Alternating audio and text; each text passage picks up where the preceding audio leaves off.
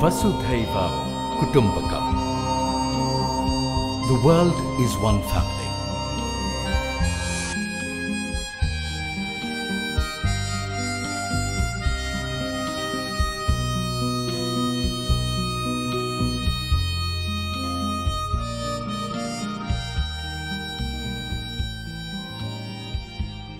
I'm very happy to have Sue Heatherington with us today. She's an author, thinker, and I'm going to use the word polymath to encapsulate Sue's very interesting career.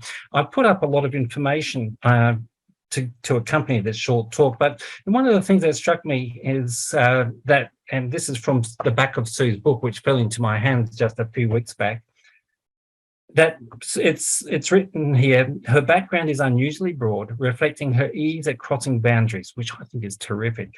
From rural development research through to planning, marketing and business management, to a decade as a pioneering chief exec in the UK National Health Service. So, I mean, that's pretty impressive, Sue. And now you're in the middle of Wales somewhere, in a valley, which sounds very romantic and very, wholesome. So I can really relate to that. Now, I've tracked Sue down partly because of this book, because there's The Quiet Disruptors, and of course I'll put up the reference to that, and we have it in the library, or will have it hopefully by the time that this is aired. So I'm really interested in your thoughts about being a global citizen. And, I've sent you a couple of the questions that I want to ask you. What do you make of this idea of global citizen? It's somewhat oxymoronic, but at another level, we are definitely aware now that we're on a single planet, and that the planet's in the cosmos and doing its blue marble thing. I'd just like you to talk at whatever comes to mind, really. Yeah, I think that's a really interesting place to start, because if you think about it, we're both old enough to remember the time when we didn't feel like global citizens. And you don't have to go far back. If I live in a little village in a rural part of southwest Wales, and historically there would have been people who lived here who probably never went further than the market. In their whole lives, but yet now we are connected and we have a sense of seeing the whole, and I think that's really, really important. But I also think it's important that we don't lose our sense of the place where we are too. So there's a tension here. We're both here and we're everywhere. We can connect with, we can see the world, but yet also we need to see our place. We need to see the context in which we are existing. And I think that presents a real challenge for us as we think about the kind of skills that we need going forward. And I think your students are just placed in such an exciting time in history, where they both can see the whole and see it in much more granularity than I think, again, historically we've been able to see. But to hold that and seeing the world and seeing and who am I in the midst of that world. And what I know, both through the, as you said, hugely varied work that I've done over a long time, and also my thinking about what does the world need now, and why do we need those particular attributes now? I recognize that we have a sense of being much more interconnected and entangled, not just with other people, with ideas, but also with place, with the environment, with the natural world. And it causes us to see things in multiple layers and multiple connections. And therefore the skills that I think that we need now, the things that are coming to the surface that we are starting to prize more fully, are not the old skills. They're not, when I was growing up, it was, are you going to be an X, a Y, or a Z? And you had to make your choice about what you did when you were very young, and then you just pursued a course that would take you to becoming the best of this or knowing the most about that. That's not the world we live in. That's not the ways of being able to see the world that helps us to understand just how interconnected and entangled and interdependent we are. So I see increasingly, and I think the internet has accelerated this to such a degree. I see the skills and the ways of being looking very different.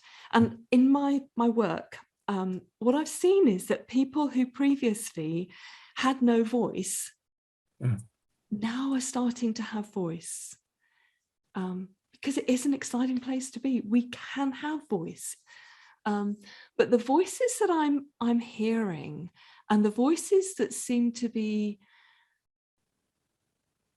I don't know, capable of making the most profound differences,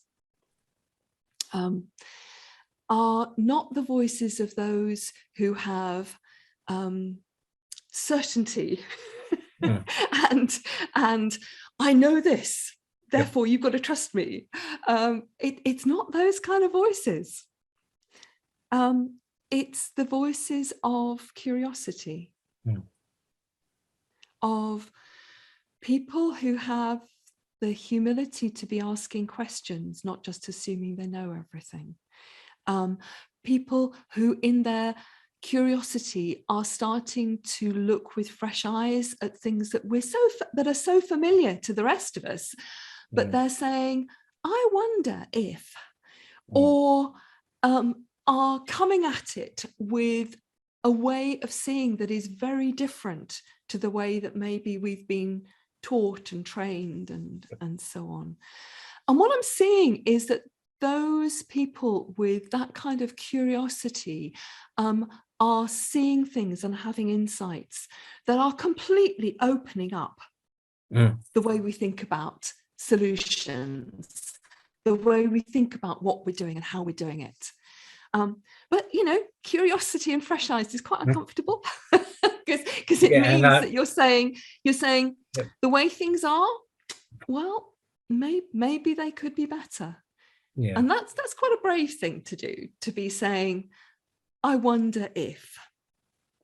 But the second thing that I'm seeing alongside this curiosity is that there's a real development in creativity, and often that curiosity and creativity are going hand in hand, because I'm seeing that there are people who are prepared to give fresh expression to things, not to just do it in the same way that we've always done it. So they're taking different approaches to business.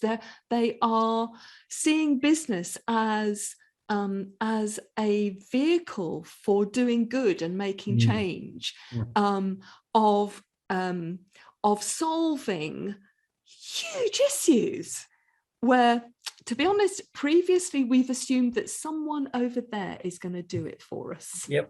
Government or big institutions. And actually what I'm seeing is I'm seeing a lot of sparks of people saying, how can I bring a creative way of approach to this issue and not just assume somebody else is going to do it, but actually what's my voice here? How can I give expression to this? And we're seeing that's bubbling up so much more. And because of the way in which we're connected, we're hearing about these things, we're seeing them. You don't have to be big to be making ripples. And those new voices, those fresh voices, they are tapping into the fact that change doesn't come just from our heads, it comes from our whole beings. Just because you think something doesn't mean you do something different. when you feel something, that's much more likely to elicit a shift. Yep. And the new voices, this creativity, people are finding expression through art, through creativity, through poetry, through storytelling. And of course, all of those things actually connect with more of us than just our intellect. So that's what I'm also seeing in terms of, and I'm seeing increasingly people gravitating towards people who can help them feel differently about things through their expression. And then the third thing that I'm seeing is I'm seeing almost like a new breed. But actually it's not a new breed, it's actually the old. It's the old, but it's us being people. And the being people actually means we need each other. And in needing each other, both because we've recognized we need a sense of belonging, but also we want to make a contribution. And we know that we individually don't have all of the answers. So making courageous connections, being much more collaborative. And again, what I'm seeing is in the face of the emerging challenges and indeed opportunities we have, that people who are prepared to and being able to collaborate, it's not just about me, it's about us. They are the ones who are creating change, but they're doing it without shouting, because it's not about them, it's about the mission, it's about the vision, it's about the meaning. And that's where your quiet disruptors comes from. I mean, that whole concept is a really quite a unique concept, and you've talked about how surprised you are at how it's taken on a life of its own. Yeah, I am. What's really amazed me was when I started putting stuff out there, having the courage to put stuff out there, the most significant thing that happened was that instead of people saying, "Whoa, what do you mean by that then?" Instead, what happened was that people were saying, well, first of all, Marcus, there was always a pause, because you don't put those two words together, quiet and disruptor. So first of all, there was a pause as this what landed. And then instead of people saying, well, what do you mean by that? Or prove it, or all of those old paradigm responses, there were so many people who were going, oh, yeah, I'm going to try it on. I'm going to try it on. Does that mean that? And suddenly people were saying, does that mean I can be much more the me that I am? Can I do it a different way other than putting on the Superman cloak and being the superhero? Can I do what I want to do in a way that's congruent with who I am? And will it make a difference? Because that then led to the second response. So first of all, people saying, trying it on. And the second response, particularly once I'd published the book, was that people said they felt seen and heard. And there were people, who were ending up by being really quite deeply affected emotionally about it, because for the first time in their life, they felt understood, they felt seen and heard. And that gave them courage to step up and step out and say, I'm going to create change. There are things that I am passionate about, but I'm going to do it in a way that doesn't mean I have to fit into somebody else's box or somebody else's model. That's fantastic. So a couple of things, I mean, there are lots of ideas sparking off in my head, but just to pick up on a couple. One of the things that you say in the book is, and it links up to seeing the world with new eyes, which is from that Proust quote that you use, is that quiet disruptors are often peripheral. They're not at the very center necessarily.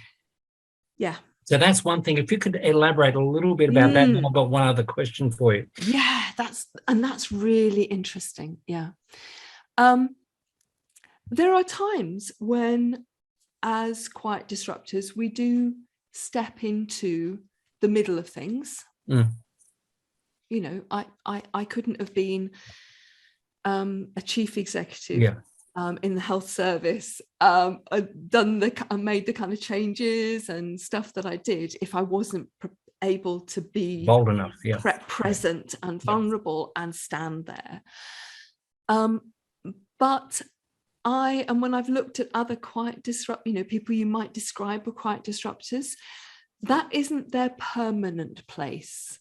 You know, so for me to be able to stand on a stage with hundreds of people or, you know, do stuff, I also need to spend some time in your valley, in my valley, you know, out of thing. If I'm going to be my best self, if I'm going to bring everything, then I actually need, I know that I need space, I need reflective space. So let's give an example of that. I think that quiet people who by nature, by sense of who they are quiet disruptors, have got a huge amount to offer. But often the way our culture works, it is about he who speaks first. And the challenge with that is that often the way we quiet disruptors might well come up with our best perspective, our best answers will be because we've had time to think about the question, rather than just being in a situation where the question's given and who's got the answer? Because actually, when you think about it, the first answer isn't necessarily the best answer. But if our culture is such where you have to come up with the answer quickly, then actually we're not hearing the voice, we're not giving space for the voice of quiet disruptors. So what I know is that people who do that kind of deeper reflective thinking need to have some space to do it before they can come and give their reply. And that means also that it's not just the quiet place. It's not just, hey, I'm going to go away into a corner and, you know, retreat from everything, but I'm actually going to look from the side. And and as I've looked at people who and there are really quite a significant number of movers and shakers out there who are quiet disruptors, but they're doing it in their way. But they often will be people who've stood back from the center so that they can see more. Because actually, if you think about it, if you're in the middle, in the center of something, you see what's immediately around you. Whereas if you prepared to go to the edge, your line of sight is so much bigger. And that's what I see often in quiet disruptors, is that they are the people who need some space, but also they are people who potentially see more. They often will see the bigger picture. They often will be people who see the system rather than the particular. No, I think that's a very profound insight, because it's one of the things I think, you know, at university that we're trying to enable students to do is to take on multiple positions, not to be anchored to one or wedded to one. And, you know, this kind of course is like that. So that makes it very exciting. You, at the very beginning, when you started talking to the students, you talked about being entangled. And, you know, to me, that's that's a space that can be very uncomfortable when you start being aware of being not just entangled humanly, but also entangled with nature and the forces that work in the cosmos or whatever. Yeah. And, you know, my last question for you, and I'd love to keep going. I mean, we could talk for a long time, I feel. But, you know, my last question of you would be, can you provide us with an example? You know, I've seen your book's filled with examples. So I'll be pointing the students to go and have a look. And it's a great read. It's easy to read because you're not writing inaccessible stuff. You're writing to reach people. But yeah, just an example of someone who's a quiet disruptor that could be from any realm. So I'll leave it to you.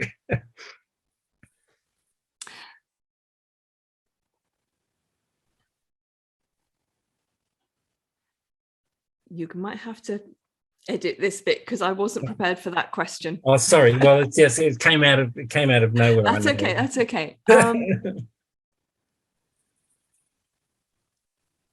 Okay, that's a really good.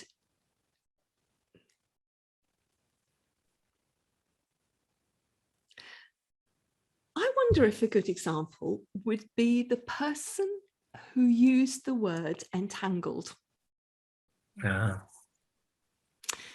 And it's a biologist.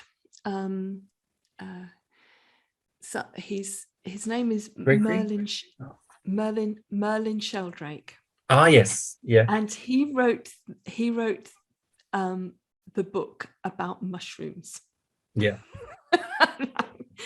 It's about a huge amount more.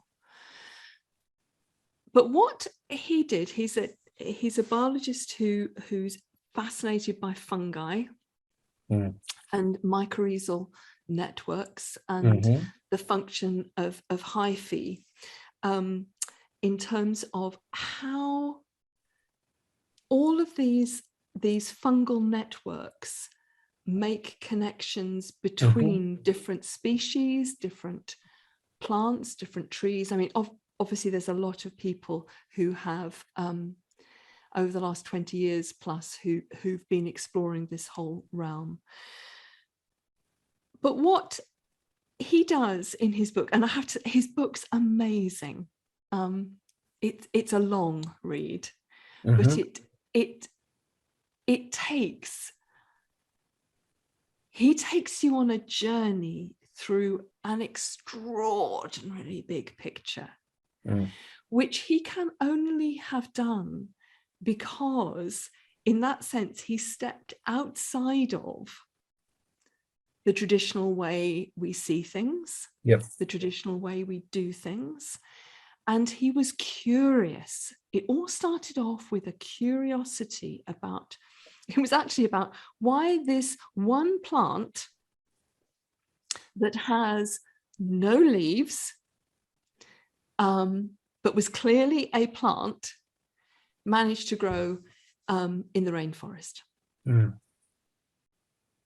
And as he explored that, it caused him to see that one plant actually couldn't exist on its own. It could only have existed because of all of these multiple connections that we don't see.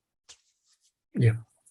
You know, actually, sitting here today, I don't see how on earth I am speaking to you from a little valley in southwest Wales, and you are on the Sunshine Coast in Australia. On the top of the mountains.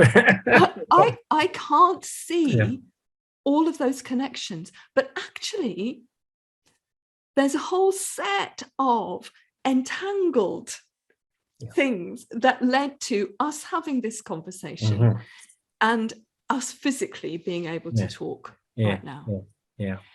So Merlin Sheldrake opens up an extraordinary perspective, and his perspective is one that says we are all part of something that is hugely entangled, that's hugely complex, that doesn't stop us being us, Mm.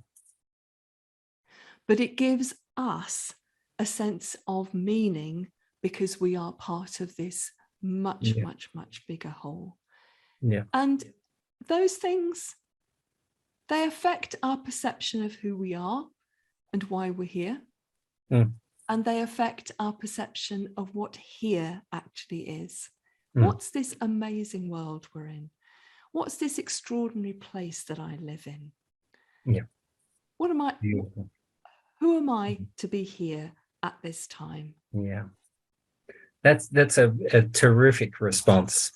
And, you know, so it essentially, once we get over the fear or whatever it is, the overwhelm of being entangled, it amplifies us, and potentially it amplifies us. Yeah. It stops it being all about us. Yeah. And in a strange kind of way, it stops it being all about what we do, because this is about us being part of a flow, part of the cycle of life, not being separate from it. Yeah. And that we've got to show up and do our bit. Yeah. But that consciousness is at the heart of being a global citizen in the most enabling and profound way, as opposed to it just being some kind of cliched, you know, term that we toss out because, you know, that's what we've been taught. So I really want to thank you. I mean, there's so many things I want to say, but I'm going to stop because I'm aware that I need to stop. And these poor students who are going to be watching this will, you know, we'll put some references. That is, just before we do end, is this Sheldrake, the Sheldrake who came up with the concept of morphic resonance? That might have been his father. Okay. Rupert Sheldrake. Rupert, that's it. Yes. Yeah, yes. Rupert Sheldrake is Merlin Sheldrake's dad. Okay, fair enough. And they're very much entangled, I can tell. Because I was going to say Gregory Bateson, I'm thinking of Nora Bateson. Oh yeah. Well, Gregory Bateson's work is in the midst of all of that. Yes. And of course, exactly. Nora Bateson's work as his daughter. Yeah, fantastic. Well, I just want to thank you so much. And, you know, I would, you know, love to have another conversation with you at some time, Sue, if we can manage that. That would be delightful. I'm going to stop the recording, and I'll just tell the students that there will be stuff that accompanies this recording. So, you know, you can, if you've been listening to this in a pod, in a car or wherever, you know, you can go and find some of these readings, which is terrific. So thank you very much, Sue. And, you know, I look forward to catching you again. I'm going to stop recording now.